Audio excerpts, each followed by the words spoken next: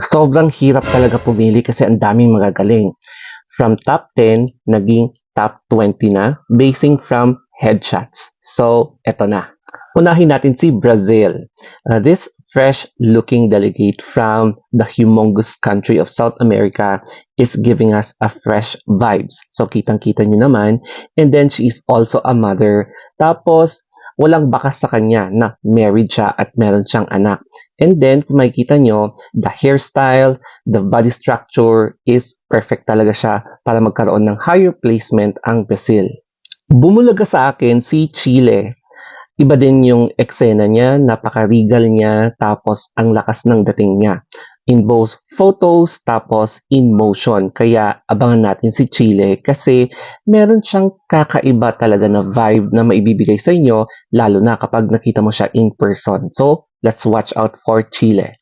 Another surprise ay si China.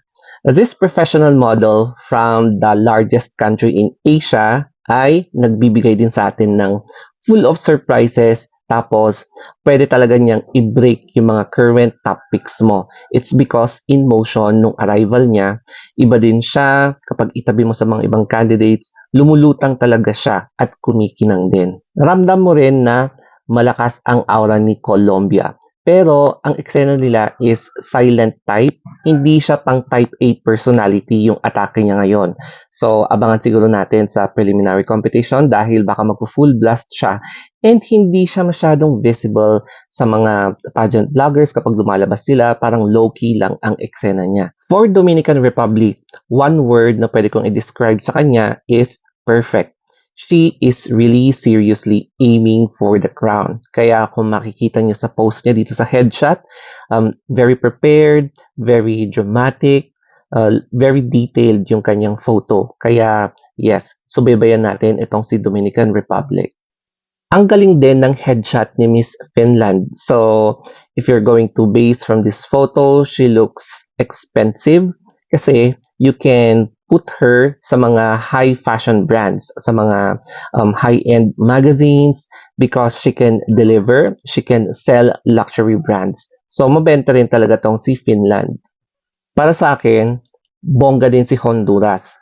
Ang daming detail na pwede mo makita dito sa picture such as yung kanyang pagiging red-haired, yung kanyang pagiging, yung planggana ang face. So, hulmang-hulma sa kanya yung picture na to. It's not only for commercial na portrait, kundi pwede rin siya for high fashion portrait. Ito rin yung isa sa mga most appealing photos ni Miss India. So, sa headshot na to, marami kang makikita na details, the hair, bagay sa kanya yung hairstyle, yung kanyang makeup, tapos kapag makikita mo siya in video, yung bubbly personality niya ang lumulutang. Kaya interesting din na masubaybayan si Miss India. Gusto ko din dito yung headshot ni Miss Indonesia. So, in this photo, makikita mo na glam. Simple lang yung ginawa sa kanya, but then, very radiant yung headshot niya. Nagko-complement lahat, yung facial features niya, the hairstyle, the simplicity, pero alam mo yun, elegante yung atake niya dito. Sa headshot naman ni Miss Mexico, I can really tell na she is giving us positive personality since she is the host delegate for Miss Universe. Kaya sa picture na to, she is giving us parang commercial na look dito.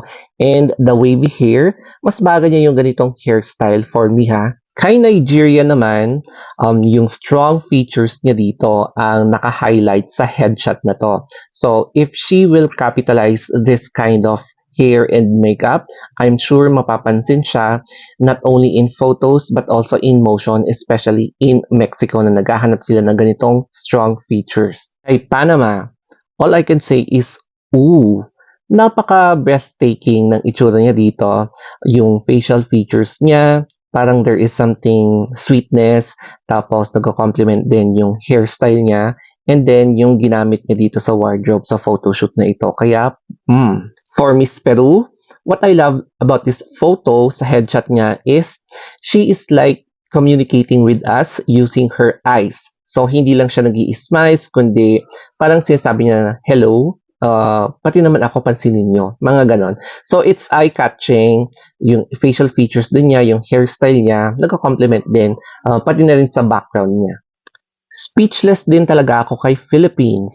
Kasi sa photo nito, na headshot niya, napaka-fresh din ang itsura niya, napaka-innocent. Yun nga lang kasi the issue of colonialism na hindi natin may iwasan yung crab mentality. But then, this is a very unique photo of Chelsea and marami pa tayong aabangan pang mga pictures. Queenly din ang aura ni Mexico dito. And versatility, yung pwede kong ma-explain sa kanyang itsura, especially sa mga different kinds of portraits like this, it's because kahit na anong hairstyle, kahit na anong makeup, kayang-kaya niyang makipag-compliment. And then, low-key din yung eksena niya sa day 1 to day 3 ng Miss Universe.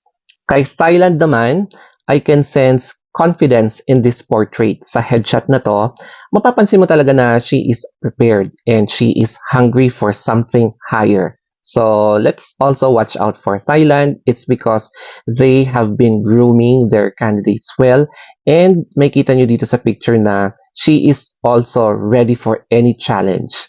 For Miss USA, all I can say is napaka-mesmerizing tignan yung photo niya dito. Hindi siya mabigat, parang there is a positive vibe na mafe-feel mo.